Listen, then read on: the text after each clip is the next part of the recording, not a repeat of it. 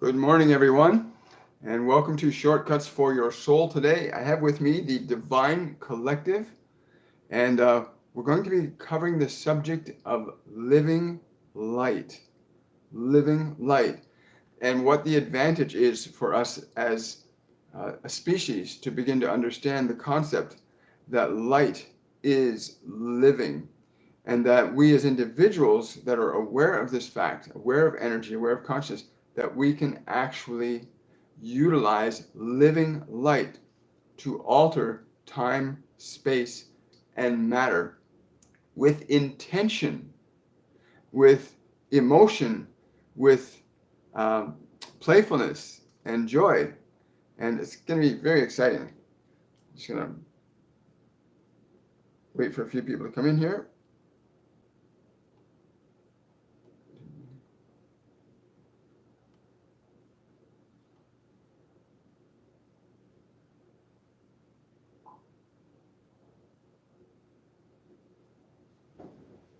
Living light. It is what we are. We are literally living light. You know, science has talked about how everything is constituted of energy, and that it can't be created or destroyed. It can only be changed into from one state into another state of being. And it's important that we begin to understand that each and every one of us has an innate ability to utilize and apply our consciousness to use light as energy, to direct it intentionally. Good morning. Um, so when they came today, they said, it's understand, light is alive. It responds to us. It's every molecule. They said, if you want, you can substitute the word light for life. That anything that is alive has light within them, within it, whatever it is. Trees, plants, birds, rocks, everything is a part of life, and therefore is constituted by light. It's constituted by light. And in your ability to recognize that light and how to use it deliberately and intentionally, we find ourselves with the opportunity to actually begin a process of transformation, deliberate transformation in time and space on this physical dimension. Just get this sorted out here. In just a moment. I think it's right there. There we go. So I hope you guys are ready for this. Light. So if we can alter light, if we can alter light with our consciousness, how should we proceed? When I ask them, how should we proceed? They say there are beings on this planet that are using their understanding of light and how to direct it in ways that are not necessarily beneficial to most, but to some. But that those who are aware that they may direct light intentionally and can acquire this knowledge if they do not possess it, that they may formulate. It's funny as I'm saying this, the light here has actually been becoming brighter and brighter. Very fascinating. That we can actually direct this intentional light energy towards people in new and dynamic ways to affect what is happening on the planet today with everybody. Literally, light, light, light, light. They keep just saying, living light. Light is alive. If you understand the essential nature of living light, that it is you and you are it, then you may use your relationship to what you are to organize your relationship to all other aspects of what you are. And I like that because the feeling I get from that is in this communication, for example, in this live event or anything that we're engaging in, there is an exchange of light in varying degrees of intensity. The higher in frequency the light, the more influence its change in time, space, and matter. But they said living light. All of you are living light. All of you are living light. And what is it as living light that you can do? There is nothing that you cannot do as long as you can conceive of it. There's nothing you cannot do as long as you can conceive of it. And then to allow your conception to go forward. What do you mean? Okay. So you form a conception of happiness. Say you consider what it would like to be happy. How would it feel to be happy? You conceive of the idea. The idea takes form in light. Any idea, they're saying any idea that we consider, any idea that we connect to, immediately takes form in light, in varying degrees of intensity. If your idea of light is that of joy, then the organization of light will be to construct that experiential effect in time and space on all levels, to the smallest particle, to the greatest universe. Understand that you organize this light. You are organizing light all of the time in what you are being and in what you are doing. So think about that. Can you, right now where we're all sitting, take one example of how a part of your life that's not so light, that feels dark? They say there's no such thing as darkness. There's a diminishment in light. In what you call light, there is a diminishment in its brilliance, but you cannot remove light from life, nor life from light. They are intertwined eternally. You can simply diminish the brilliance of that particle and its effect. They're saying from the perspective of matter, a rock is a very low, dense vibration of light, but it is still composed of light, of light. So any area of your life that is what you would call not pleasant or dark, they said you can intentionally add light to it. How can they do this? They're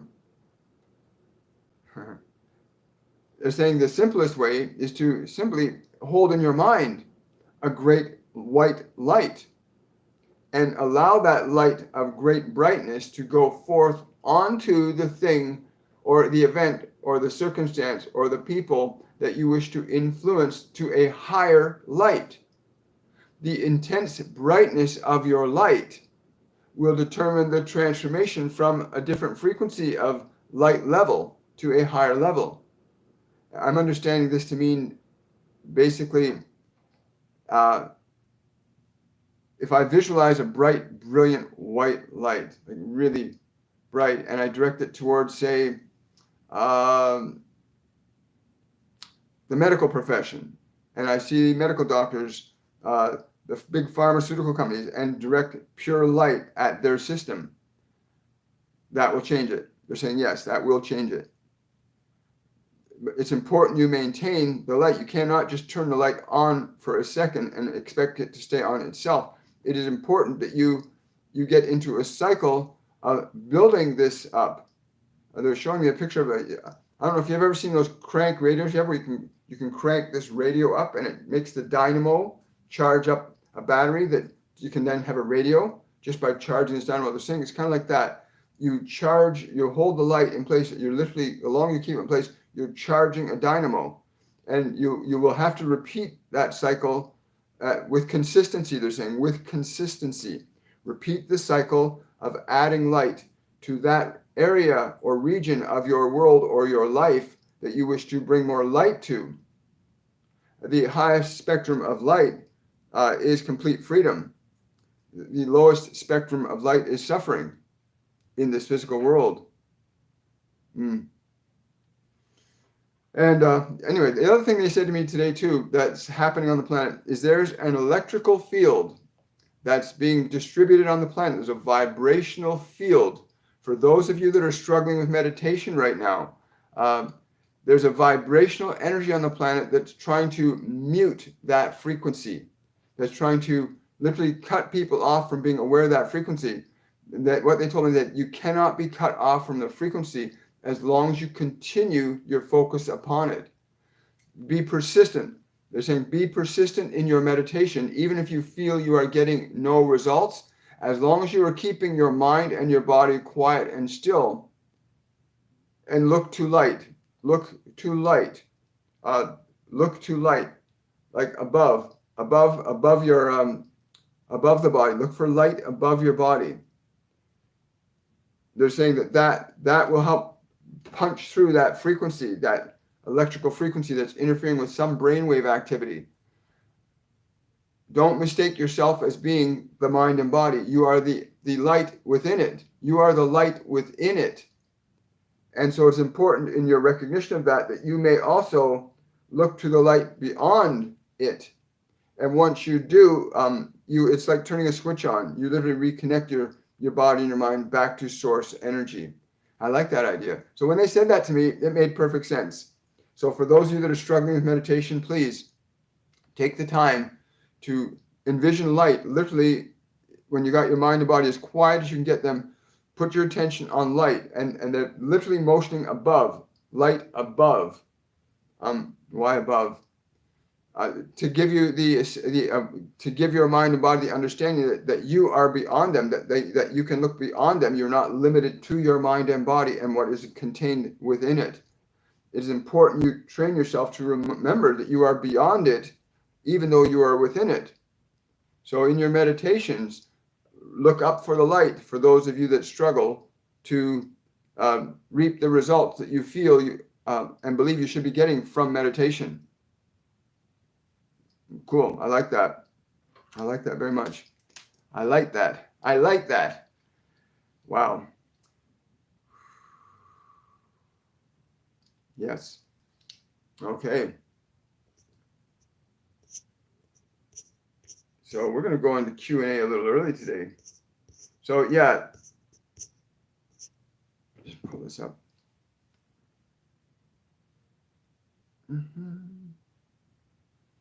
Yes. Wow. Hello, Suzanne. Welcome to the live, Susan. I'm glad to have you. So please, wonderful. Glad to have you from England. So light is so important at this time. Light is so important at this time. Recognizing that your body and your mind are simply a point where you localize your identity is localized for time, space, but it's not where you are bound. You are not bound by time and space. The body is bound by time and space, but you are not. It's really important to do that, to actually bring light in and bring yourself up to light. In your meditations, bring yourself up to light. So we'll go into questions and answers about this whole concept of living light. Everything, I'm going to stress this again, everything on this physical dimension is living light. Everything on this physical dimension is living light. And when we get to the understanding of that, when you get to the understanding that living light responds to what you are, because you are conscious light. You are conscious living light. Conscious living light. As conscious living light, you are able to direct it. You are able to utilize it differently than what you can if you did not know you are living light. Many of you that are entrapped in your body identity might feel this information somewhat strange, but that body identity in which you find yourself is not who you are, but a mechanism that you utilize to express your being here in time and space. Bringing light in, living light. When I think of living light, I feel joy. What do you feel? What do you experience when you think of living light? The Divine Collective have been with me for about a little over a year now, and they came in quite some time ago as a collective saying that it's really important to understand your relationship to who you are and who you're not, to understand who are you really. Are you that body that you're sitting in? Are those thoughts in your mind who you are? Who are you really? to get to the understanding of yourself as the awareness that does no longer have to be subjective to the acquired thoughts and information that have been placed inside your body, whether you liked it or not, but to be able to discern between them and you. Yes, they told me that that's like it's like we have to go into a state of what they call controlled schizophrenia, where we literally distinguish between our body self, our thought self, and who we are as an awareness. And that as the awareness, we can orchestrate, they're saying that we can orchestrate significant control over body, mind. We can orchestrate significant control over body and mind from the perspective of what we are as an awareness. And when they first brought that to my attention, it made perfect sense to me. I mean, think about it. Your hand has to do what you think it to do. And we're seeing great strides being made in mental health now, where people are able to regenerate their arms and legs to move, who've been paralyzed for many years, learning how to assert their awareness over their belief systems, over their mind and body, and literally changing the matter. We orchestrate matter from a perspective of energy. We orchestrate matter from a perspective of energy. Remember that. You are doing it all the time. We all are. And the goal is to become conscious of that fact. Let's see where we go here. Questions. Living light. Wonderful. Hi, Deanna. Question. Is there a message for me?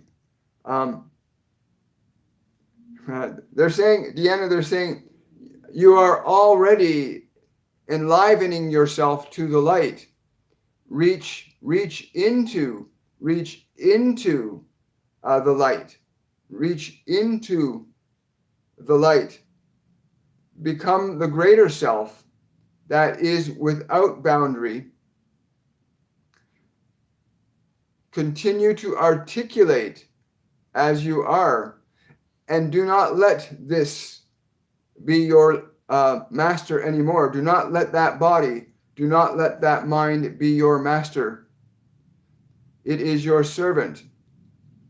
And this is so important to understand. That's a great response. Remember, your body is an instrument that you use. And we have to learn this. They keep telling us, Master Jesus told us, Buddha tells us, that all the living mystics and masters tell us the same thing. The body is not who you are. It's an instrument. The mind is not who you are. It's an instrument. And it's important we get connected to that reality and then take authority over them. We have to rule over our house, not be subjective to the rule of the house. Question from Susan. Could I ask if there's a message for my daughter? Wow. I don't know who this is, but I think it's your daughter's guardian angel, and they're telling her to take off the cloak of sadness. To take off the cloak of sadness and put it aside. Then the joy can be seen. Again, I don't know what that refers to other than the energy of sadness, but take off the cloak of sadness. Wow. And I like that they use those terms, that term is used. It is literally, emotions are not who we are, they're energy. Wow, to take off the cloak of sadness. We could say the same thing about anger. Take off the cloak of anger. Take off the cloak of guilt. Take off the cloak of shame. Take off those old clothes and put on new clothes. Thank you so much. Yes. Wonderful. Great question. Question from Carolyn. If we are not our body or our thoughts, yet we have come into life as a certain size or with physical limitations such as diabetes or Alzheimer's, how do we understand this? Thank you so much. Great question, Carolyn. You came into this world with these conditions so that you could gain the understanding on how you function as a consciousness to restructure them. You have witnessed what you call miracles in this world. You are not exempt from them. In fact, you are an agent of miracle. You, by nature, are a living miracle. By your nature, and your relationship with matter, you can enact miracles. They are not exclusive to any individuals in this physical dimension except by belief. Wow. Miracles are not exclusive. Every one of you is a living miracle. Every one of you can enact miracle. But you must understand that this requires a certain level of understanding, awareness, and its application towards matter, time, and space to gain the knowing that you are able to affect change in matter, even to the specifics of an organ or a nerve or a gland is subjective to your assertion of authority over it, and a loving authority it must be. To enact a miracle, which would be something ultimately good for you, must be enacted from the perspective of love, not the perspective of control or fear or anger or doubt. They can be influences also, but it is the influence of love that enacts the greatest miracles. Wow. Wow. It's funny you bring up about Duma. I just got an email from somebody yesterday. I don't know what country they're in, but several months back they had asked a question, and they don't normally let me just answer any questions through Gmail, but they said, no, you have to answer this question. And her concern was this. I can't give her name, but her sister has been horribly schizophrenic for the last 25 years. Terrible voices. She's been highly medicated. It's never gotten rid of the voices.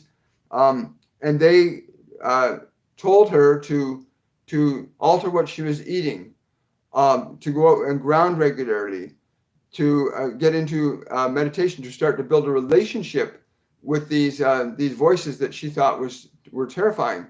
And so I just get this email response back for several months later yesterday saying, I just wanted to know that after your last message, a miracle has happened. And I said, and she said, the miracle is that her sister suddenly was able to take the voices and put them outside of herself and was able to actually start looking at them. Now she's beginning to communicate with them to find out what these things were. And we've had this happen with some of the other people we deal with on a day-to-day basis, where they can be very afraid of something they don't understand. And that's what your mind and body will always react with fight or flight to anything it doesn't understand. So it's really important you get this point.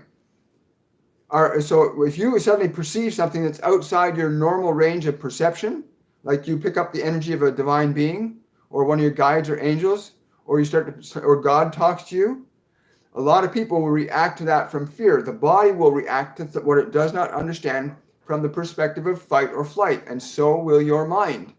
Your mind and body react with fear to that which they do not understand. The minute you're able to break your attachment to them, and this is that controlled schizophrenia that they told me about years ago, that when you can step out of your mind and body, then you can assert your dominion over them. You can begin to reprogram your mind. You can begin to restructure your body. And you can then begin to connect to other dimensions of consciousness, which is your guides, your angels, and other multi-dimensional beings. They are with us all right now. Anyway, she gave me permission to share that story, that her sister's now able to start communicating, and she's getting off all of her medications. She's actually dropping the medications as quickly as she can, because she's recognizing that the body and the mind, those voices, are not who she is. It's something for her to learn to interact with from a different perspective of consciousness. Very fascinating. So the same thing is true with your pancreas or your liver or your kidney. They're living light. Every part of your body is living light.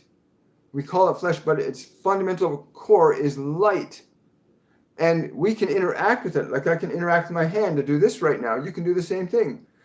You can have the same relationship with your left kidney, your right kidney, your digestive system, your gallbladder, any organ in your body is amenable and responsive to what you are thinking, feeling, and believing at any given moment in time. So build a relationship of energy, a relationship of light with any part of your body that is a loving relationship. And a lot of people, they get a pain in the back, and they say, my back is killing me, right? Not aware that their thought, which is light too, thought is light, that light directed to the back now tells the back what to do, and the back hears them and responds. And it gets worse until they take a painkiller to get rid of their pain, rather than turning to the back and saying, I love you so much. I really, really appreciate your support and your kindness and your patience in my life. And all of a sudden the pain vanishes. And I cannot tell you how many countless times I have witnessed that happen before my very eyes with people. When they come through and they say, do this, do this, do this. And the person suddenly got this terrible pain in their body and it's gone in seconds. The minute you begin to alter your light relationship, your relationship with the other parts of your body, with the other parts of consciousness, you start to become enlightened. You start to become enlightened, which means you're deliberately and consciously, lovingly interacting with time, space, and matter in a brand new, exciting way. Cool. Thank you for that. Let's see where we go. Question from Lauren. Do my guardian angels have a message for me today? I don't know why they're saying this. There's something about laughter for you, Lauren. Go on to pull up a bunch of jokes on Google jokes to laugh at. But they're saying something about laughter for you. That's what comes to my mind. But they're saying she has to find laughter today. Lauren, find laughter today. Right. That will give a different light to your body as well. Laughter. Oh,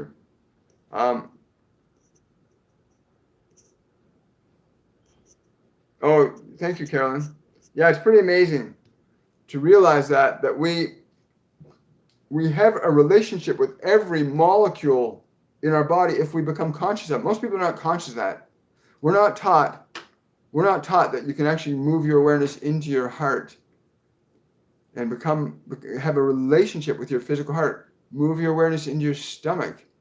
Have a physical relationship with it. Move your awareness into your digestive system. Have a relationship with it. Most of us have a bad relationship with our bodies. A lot of people have bad relationships with their body, and they treat their bodies badly. They give their body the wrong food. They give their body the wrong drink. They give their body the improper exercise, and the body starts to complain. It says, I'm not feeling exercise. I'm not feeling good food. I'm feeling bad. And when the body communicates its discomfort to them, they attack it with drugs or pills or more bad food to try and feel good for a moment. And we're at a point as a species where we have to learn, we have dominion over this, but we also have to honor its light too. The body has certain fundamental needs that need to be honored and cherished. Every nerve, every organ, every gland, every muscle, every cell in your body has a need. They have needs just like you have needs. Cells need certain nutrition, certain organs need certain nutrition, certain parts of the brain need certain minerals and vitamins. Like, you have to become aware of what your body really needs, not what you've been taught to give it. You know, I walk down the street and I watch people walk into McDonald's with their children, and it just boggles my mind what they put in their children. And they wonder why we got obesity problems on the planet, because people are eating things that are not good for them. And then we're trained to do that. We grow up eating garbage. And then when we start having serious health problems, we go to the doctor, who then gives us pills and stuff to deal with the symptoms, rather than learning the reality of health, that you have to understand what your body really, really needs. It needs light, living light, fruits, vegetables, good electrical energy, proper lighting. It needs light. The body needs good light. And food is light. Water is light. Sun is light. Thought is light. It's so important. I know. Thank you. Where are we here? Question. I have a memory from before. I was born of a woman playing a harp from before. You'll have to finish the rest of the question. But that explains why you feel so moved by them.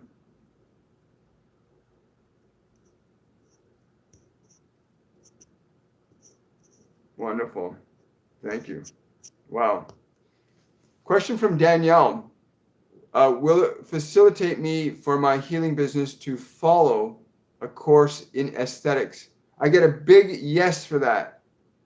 If you understand that your interaction with these people is to impart your light to them, to make them aware of their own light. It is not enough to simply treat a condition. It is more valuable to give knowledge in the treatment of a condition so that one may sustain their own light. You did not come here to create further dependency upon you. You came here to offer greater liberation to others. And all forms of healing have at their root that fundamental principle that you are here to liberate others, not to enslave them. Knowledge is light. Thought is light. Wow. Thank you. Thank you. Thank you. Thank you. Wow. Question. May I ask the divine, what is hindering me most from entering the light? Thank you. They said immediately, your belief that there is a hindrance is a shading over your eye. It's a shading over your eye. It is, yes. Wow, that's simple enough. Sorry, somebody's standing in the room over here. Okay, I'm not sure, but it's just some being standing over the corner of the room. I can't quite make him out, but he's there.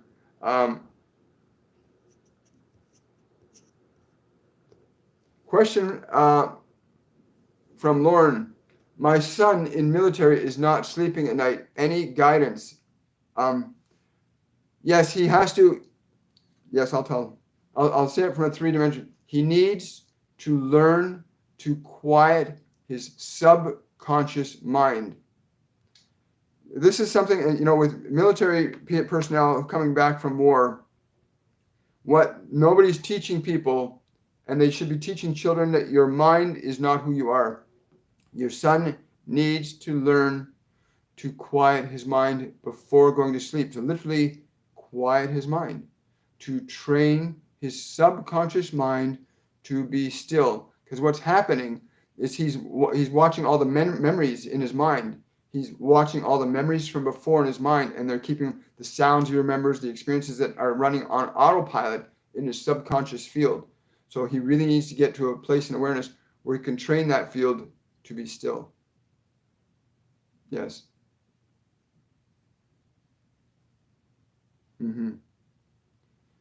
A practical thing that he may do when he lies in bed is to create a rhythm in his breathing,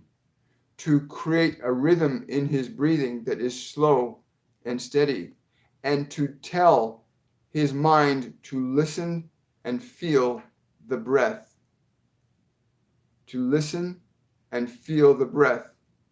This, in his case, will help him to quiet his subconscious field. Cool. I like that. Thank you for that question. Yeah, PTSD is a hard thing because your nervous system's conditioned to certain experiences. And I know because I've had PTSD. And when you get to a position where you can realize that the thoughts that are going on in your mind are not who you are, it's just information in a giant infinite database in your subconscious field, which is connected to the human collective unconsciousness. Your subconscious mind is connected to all human collective unconsciousness, not just your own. And so it's important to learn how to still the waters. If you look at the Christian Bible, Master Jesus talks about it where he says he stepped onto the waters and did not sink, right? And he stilled the waters with his thoughts. That is the water. That's the tempest in our minds, the subconscious field. Learning to still it, to quiet it down, to speak stillness into that field. And those PTSD victims of PTSD could be trained to quiet their mind. They could literally transform their lives very rapidly. Pills and drugs will not do it. They have to actually face what's there, transform the energy through meditation. Is a wonderful tool. It's one of the reasons why they have me do meditations on a regular basis with classes and courses, and now the weekly meditation we do at Supernatural Saturday, right? Okay.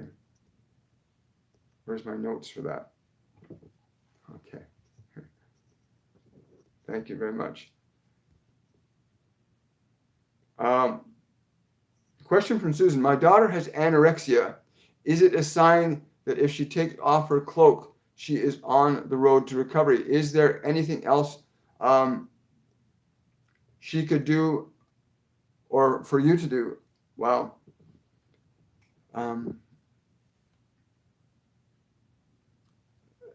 They're saying that the hunger, they're saying these words, the hunger she needs to satisfy is within her. But she must, well, yeah. Yeah. Also, the other thing you can do, I would recommend get her to book a reading with me. Get her to book a reading with me, and literally they'll help her with that directly. Because it's an energy she's got inside herself that she does not know how to deal with. She doesn't have to, she's avoiding it. Your daughter's got a lot of light going on inside her, a lot of empowering energy there, and it's being misperceived as a threat. She's misperceiving a certain ability she has as a threat, and she needs to actually engage the thing she's trying to avoid. And all you're seeing is the outward symptoms of avoidance. Again, there's an energy within her being that she needs to tap into, and dropping the cloak of sadness is just going to remove that layer, so because it's what's underneath the cloak that she then has to embrace that, right? And even the sadness has to be embraced in a different way. But yeah, consider go to my website and have her book a reading. That'll totally change things for her. Wonderful. Question from Tanya. There is a massive amount of energy pouring into my body. Has been for more than a year. Sometimes it is very uncomfortable. Any advice? Am I breathing it up? But it seems to wander around. They're saying you need to take that energy now and focus it purposefully. Whenever you become aware of it, it needs to be focused purposefully. You are very, very liberated in your allowance of this. But it is like anything else. It can just flow without direction, and it will not do much. You must channel this energy into meaningful actions that support and sustain the light here. Yeah, whenever you're aware, whenever you become aware of that surge of energy, could I get those two? Utilize that energy to create in purposeful functions, whether that's going out and helping other people. But the energy for you to use is not just to flow through and get overwhelmed by. Because if you're getting overwhelmed, it's because you got a lot to give. You want to learn to utilize that energy to give, find ways of giving to others with that energy, so they can experience the light that you do.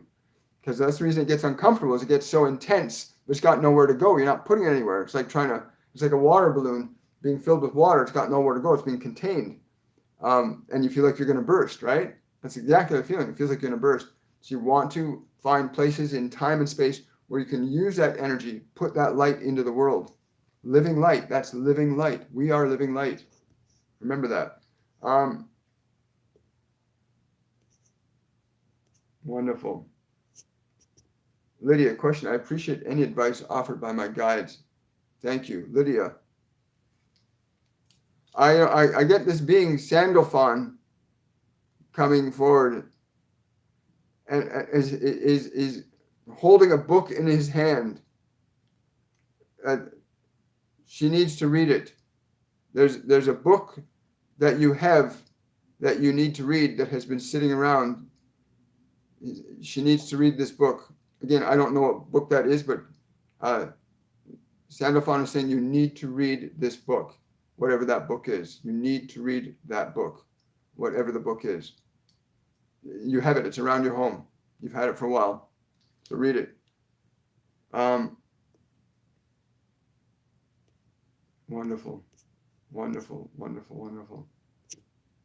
Yes. Wow, guys, this has been really nice. Remember to like this video, and please remember to share it and subscribe to the channel. Also, I'm working with somebody who's going to be doing an event, a live event with me. We're going to be discussing different forms of energy healing on Monday night on Zoom through my YouTube channel, which I can do Zoom through YouTube as well. And we're going to talk about 3 modalities of healing that she utilizes for cleaning up ancestral energies, for basically being able to transform your life on a quantum level with these 3 healing modalities, which I'll let her tell you more about on Monday evening when we go live on my YouTube channel at 7 p.m. on Monday. Her name is Tetiana Hellier. There'll be links to her Facebook business page that you can go and check out the different healing modalities. And if you want to connect with her about what the modalities are and find out more about it in advance, you can go do that. But you'll find a description in the description box, a link to her YouTube, her Facebook page, her YouTube channel, and you can get more information. But we'll be going live Monday to talk about these 3 different healing modalities. And I'm looking really forward to that. And they're telling me we're going to be bringing more people onto the show to discuss other things and other events as well. It's time to do that. Hello, Galactic Goddess of Healing. Wonderful. You're very welcome, Tatiana.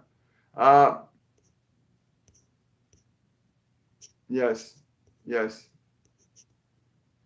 So remember, living light is what you are.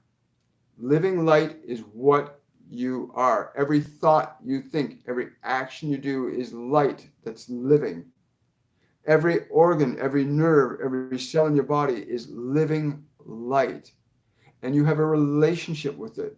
Let's just summarize this. When you are able to do that, you can alter the way light functions, how bright or how dark it is, by what you think, by what you eat, by how you sleep, by whether you exercise, whether or not you're grounding. There are ways to promote the light in your body, to enlighten your body, but also to enlighten your mind. Suffering, like one of the things Eckhart Tolle says, suffering is only necessary until you realize it's not. And it's very true. Suffering is not necessary. We did not come here to suffer. There is no child on the planet that was born suffering.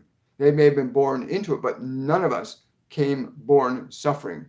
We came in as trusting, awake and aware beings of time and space. I want to thank everybody for coming in today, for sharing your questions, your inspiration, your ideas. And we'll see you tomorrow at 11:30 on Supernatural Saturday for a meditation on literally anchoring in and expanding light into your body and into your world. Much love, everybody. Bye for now and have a wonderful and a joyful day.